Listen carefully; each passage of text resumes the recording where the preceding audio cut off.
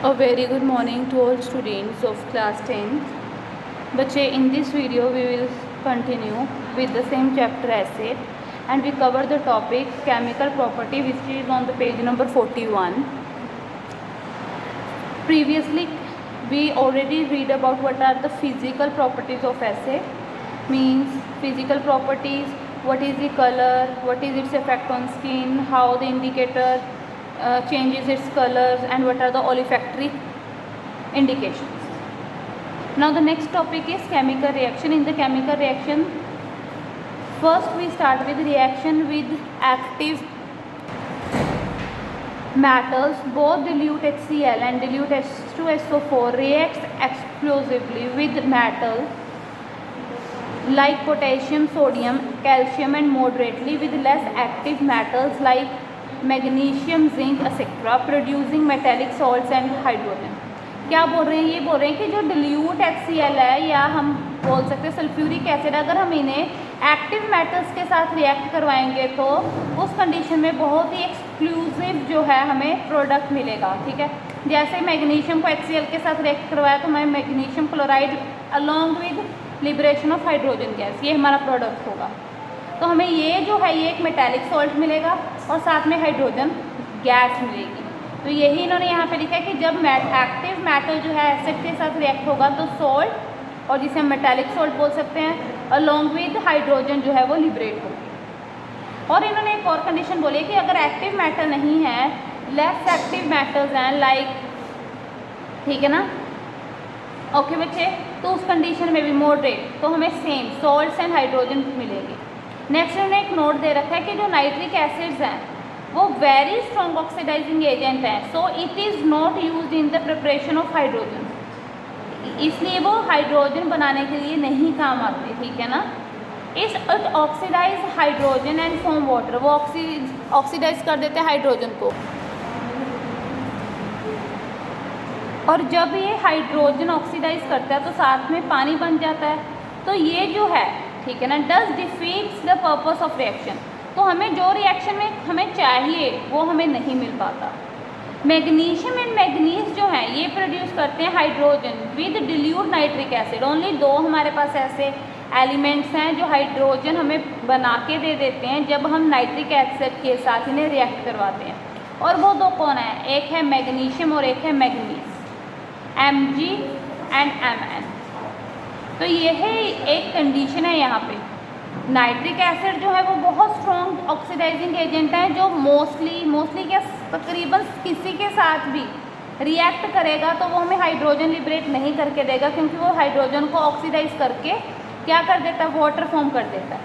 लेकिन सिर्फ दो ऐसे एलिमेंट्स हैं जो हमें हाइड्रोजन जो है वो प्रोवाइड करते हैं जब हम नाइट्रिक एसिड HNO3 के साथ उसे रिएक्ट करवाते हैं, और वो कौन है? तो manganese and magnesium. Action with base. अभी एक्शन बेस का एक्शन क्या होगा? न्यूट्रलाइजेशन. उन्होंने बोला न्यूट्रलाइजेशन. एसिड जो है वो न्यूट्रलाइज कर देगा बेस को और सॉल्ट और वाटर जो है बनाएगा, सिर्फ सॉल्ट और वाटर बनाएगा. एग्जाम्पल उन्होंने दी है CuO, कॉपर ऑक्साइड, जब H2SO4 सल्फ्यूरिक एसिड के साथ रिएक्ट करेगा तो कॉपर सल्फेट प्लस वाटर बनेगा. ऐसे NaOH react with HNO3, the same NaNO3 plus water. The next is action of dilute acids on salt. First one था जो हमारा वो था एक्शन विद एक्टिव सॉल्ट, कि एक्टिव सॉल्ट के साथ कैसे एक्शन होगा, कैसे हाइड्रोजन लिबरेट होगी, क्या होगा. सेकेंड है एसिड. मेनली बात है एसिड की, कि जब एक्टिव मेटल्स के साथ एसिड, कोई भी एसिड रिएक्ट करेगा तो क्या मिलेगा. सेकेंड है कि जब कभी भी एसिड जो है बेस के साथ रिएक्ट होगा तो क्या आएगा? Salt and water. थर्ड है कि एक्शन ऑफ डिल्यूट एसिड्स, कि जितने भी डिल्यूट एसिड्स है अब वो सॉल्ट्स के ऊपर क्या हमें रिएक्शन देंगे. ठीक है ना. अभी सॉल्ट्स ले लिए हमने यहाँ पे. Decomposition of hydrogen carbonate and carbonate. Acid liberates carbon dioxide on reaction with metallic carbonates and bicarbonates. तो कार्बोनेट और बाइकार्बोनेट, कोई भी सॉल्ट ले लेंगे हम, कार्बोनेट का और बाइकार्बोनेट का, और जब किसी भी डिल्यूट एसिड के साथ उसे रिएक्ट करवाएंगे तो अगेन हमें मिलेगा सॉल्ट, वाटर और कार्बन डाइऑक्साइड. ये ऊपर को एरो देख रहे हैं, ये गैस है कि ये गैस लिबरेट हुई है यहाँ पे. CaCO3 एक, ठीक है, कैल्शियम कार्बोनेट हमने HCl के साथ रिएक्ट करवाया तो हमें सॉल्ट क्या मिला, calcium chloride water plus carbon dioxide. ऐसे हमने कैल्शियम बाइकार्बोनेट को HCl के साथ रिएक्ट करवाया तो calcium carbonate, calcium chloride water and carbon dioxide. अभी नोट दिए इन्होंने नीचे, ये बोल रहे हैं कि if the salt produce is insoluble, वो इनसोल्यूबल, इनसोल्यूबल क्या होगा कि नीचे कुछ दिखेगा हमें precipitate type, then the reaction does not proceed, तो रिएक्शन प्रोसीड नहीं होगा। So we do not expect lead carbonate, इसलिए हम रेड कार्बोनेट एक्सपेक्ट नहीं करते, क्योंकि आपको याद है अगर हम लास्ट ईयर हमने जो रिएक्शंस लर्न की थी डिफरेंट, कि ऐसी एक रिएक्शन दीजिए जहाँ पे प्रेसिपिटेट बने, तो हमने लेड के साथ वो रिएक्शन दी थी। तभी इन्होंने बोला कि जो लेड कार्बोनेट है तो रिएक्ट विद HCl, जो वो HCl के साथ या सल्फ्यूरिक एसिड के साथ रिएक्ट करेगा वो प्रेसिपिटेट दे देगा, मीन्स इनसोल्यूबल होगा, ठीक है ना।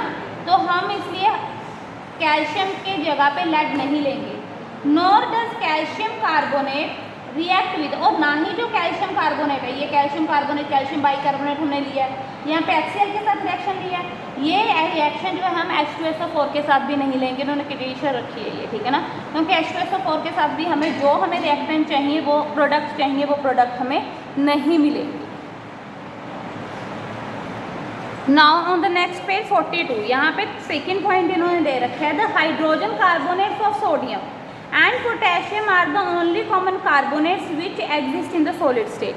अभी इन्होंने सॉलिड स्टेट वाले कार्बोनेट्स कौन से बताए हैं, ठीक है, carbonates of sodium and carbonates of potassium. Fourth point है decomposition of sulphides and bisulphides. Decompose क्या होता है, टूटना, ठीक है ना। एसिड रिएक्ट विद सल्फाइड्स, कि जब कोई भी एसिड सल्फाइड के साथ रिएक्ट करेगा, and bisulphides of metals to liberate sulphur dioxide. देखो कार्बोनेट्स में क्या लिबरेट हुआ, कार्बन डाइऑक्साइड, कार्बोनेट में क्या हुआ, कार्बन डाइऑक्साइड। सल्फाइड और बाइसल्फाइड को जब एसिड के साथ रिएक्ट करवाया तो salt, water and sulphur dioxide आया। Sulphide react with HCl, it form calcium chloride, water and sulphur dioxide. जब हमने सोडियम बाइसल्फेट के साथ सल्फाइड के साथ करवाया तो हमें क्या मिला, HCl को रिएक्ट करवाया तो हमें मिला sodium chloride, water and sulphur dioxide. Both cases हमें क्या क्या मिल रहा है, एक सॉल्ट मिल रहा है, एक वाटर, और एक हमें मिल रहे हैं सल्फर डाइऑक्साइड गैस।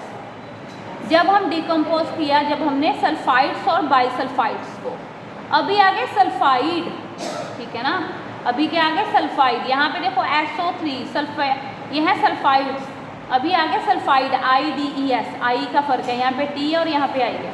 तो यहाँ पे क्या रिएक्शन होगा कि जब भी हम किसी भी मेटल सल्फाइड को एसिड के साथ रिएक्ट करवाएंगे तो हमें हाइड्रोजन सल्फाइड मिलेगा। यहाँ पे सल्फर डाइऑक्साइड मिला, यहाँ पे हमें क्या मिलेगा, हाइड्रोजन सल्फाइड। क्लियर है यहाँ तक। अभी नेक्स्ट जो है 6, ये है reactions with chloride and nitrates. Few chlorides and nitrates react with dilute sulphuric acid. वो बोल रहे हैं कि कुछ क्लोराइड्स और नाइट्रेट्स जो हैं वो सल्फ्यूरिक एसिड के साथ, मीन्स H2SO4 के साथ और HCl के साथ कुछ इस तरह से रिएक्ट होते हैं, जो ये रिएक्शन दे रखी हैं, ठीक है। BaCl2 react with H2SO4, it give HCl plus BaSO4। PbNO3 twice plus H2SO4 HNO, it gives HNO3 PbSO4। यहाँ पे अगर आप देखो कि जो लेड नाइट्रेट की रिएक्शन हमें दे रखी है, ये दोनों के साथ दे रखी है, सल्फ्यूरिक एसिड के साथ भी और हाइड्रोक्लोरिक्स के साथ भी, और हमें प्रोडक्ट में थोड़ा सा फर्क है, यहाँ पे लेड सल्फेट है और यहाँ पे instead of lead sulphate we have lead chloride. On other, अभी अदरवाइज क्या होगा कि chloride and nitrates react only with concentrated sulphuric acid on warming to liberate HCl and HNO3 respectively.